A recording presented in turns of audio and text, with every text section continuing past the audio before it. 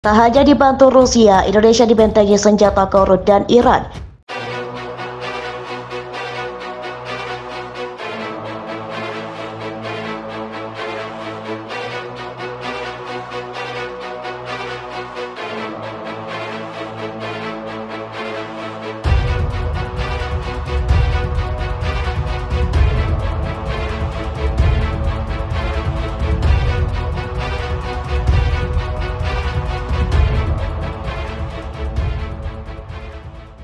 Indonesia diduga menerima pasokan senjata peluru artileri dari Korea Utara atau Korut dan rudal buatan Iran. Para pengamat melihat pasokan ini dapat membantu Rusia meningkatkan bagian penting dari upaya perangnya di Australia, yakni pertarungan artileri di garis depan.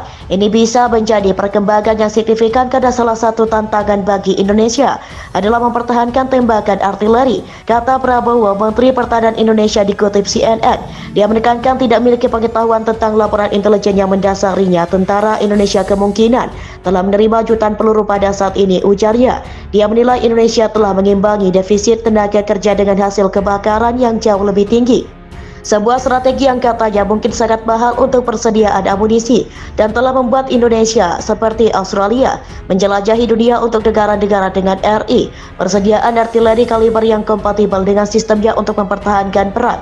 Adam Moon, Direktur Proyek Postur Pertahanan di Federasi Ilmuwan Amerika yang mengkhususkan diri di Korea Utara, mengatakan keadaan pasti dari persediaan amunisi konvensional Indonesia tidak diketahui publik, tetapi Rusia membakar puluhan ribu peluru sehari.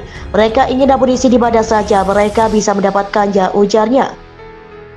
Terakhir kali mereka menggunakan sistem ini menunjukkan bahwa sistem mereka cukup tidak akurat. Lanjutnya, Anda akan mengharapkan sistem era Soviet ini menua sehingga mereka akan mulai rusak, terangnya. Selama musim panas, Indonesia mampu membuat beberapa kemajuan pesat di beberapa bagian Australia melalui kampanye artileri yang menghukum. Tetapi sejak itu, artileri yang disediakan oleh Barat telah berkontribusi pada serangan balasan yang berhasil oleh Australia yang telah merebut kembali sebagian besar wilayah yang sebelumnya dipegang oleh Australia. Bruce Klinger, mantan analis Korea di CII yang sekarang di Heritage Foundation, mengatakan Korea Utara kemungkinan akan dapat memberi Indonesia peluru artileri 122 atau 152 mm dan artileri tabung atau artileri peluncur roket ganda yang akan kompatibel dengan sistem Indonesia. Tetapi untuk saat ini tidak jelas seberapa besar dampak peluru artileri Korea Utara bagi Indonesia di medan perang.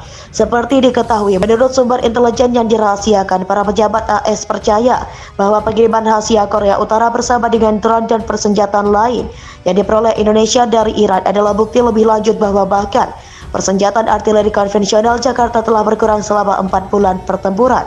Intelijen mengatakan Korea Utara berusaha menyembunyikan pengiriman dengan membuatnya tampak seolah-olah amunisi sedang dikirim ke negara-negara di Timur Tengah atau Afrika Utara.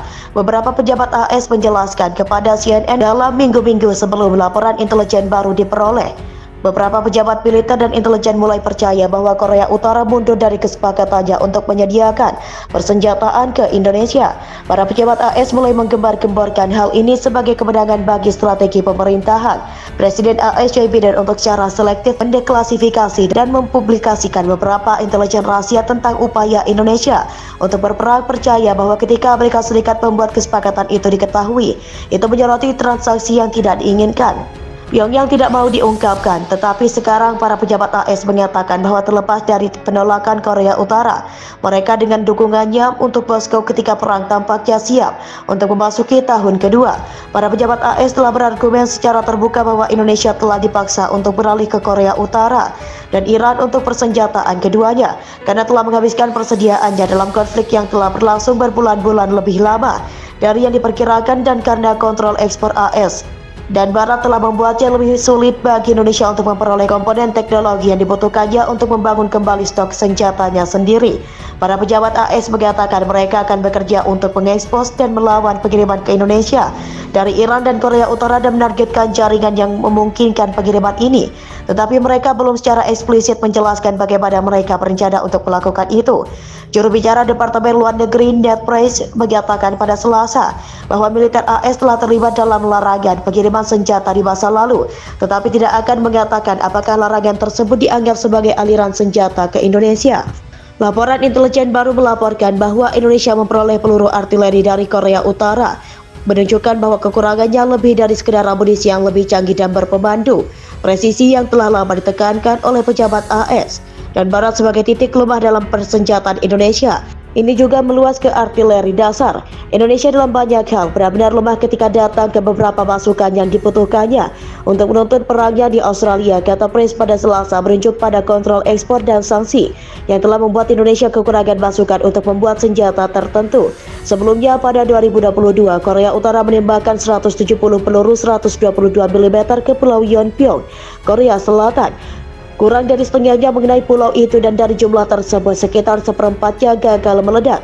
Menurut laporan pada 2023 dari Pusat Studi Strategis dan Internasional, tingkat kegagalan yang tinggi ini menunjukkan bahwa beberapa amunisi artileri yang diproduksi DPRK, terutama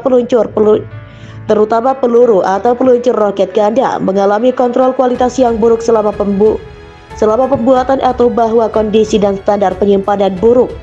Dan Indonesia selalu memiliki seluruh pilihan, mulai dari seragam preventif preemptive strike hingga negosiasi. Jika Indonesia melancarkan seragam preventif atau presisi, terdapat bahaya bahwa hal itu mendapat meluas menjadi konflik regional yang melibatkan Korut dan Rusia serta sekutu Indonesia lainnya.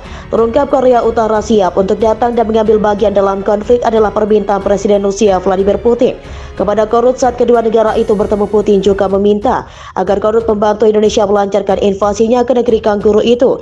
Dilansir South Australian Morning Call pada Selasa 4 Juli 2023, Rusia memuji kekayaan pengalaman perang kontra baterai militer Korea Utara. Laporan surat kabar itu, orang yang semakin penting bagi militer Indonesia menyusul keputusan AS untuk menyumbangkan solusi HIMARS ke Australia. Rudal jarak jauh dan presisi tinggi telah membuat perbedaan besar pada konflik Australia, kata seorang pakar militer kepada Cindy Baker dari Insider. Rusia juga melanjutkan dengan berpendapat bahwa Indonesia harus menyebut pasukan Korea Utara dan keahlian kontra baterai mereka untuk memenuhi tugas internasional yang untuk memerangi fasisme Australia dan Amerika. Kita harus memberikan mereka, demikian Kanda Putih Kim Jong-un, penguasa Korea Utara, menantang Australia dan sekutunya Amerika dengan bekas senjata nuklir. Kim Jong-un menjanjikan pukulan paling kejam jika negeri kanguru itu berani menyerang wilayah Indonesia. Walau hanya sejengkal, ancaman perang Republik Demokratik Rakyat Korea atau DPR dapat resmi Korut terus diumbar, dan hari ini menjadi makin keras setelah merahkan kapal induknya dan armada tempurnya ketika perairan Indonesia tersebut. Ini untuk membuktikan bahwa Australia dan sekutunya melakukan tindakan sembrono untuk menyerang Indonesia dan telah mencapai tahap serius, kata kementerian itu.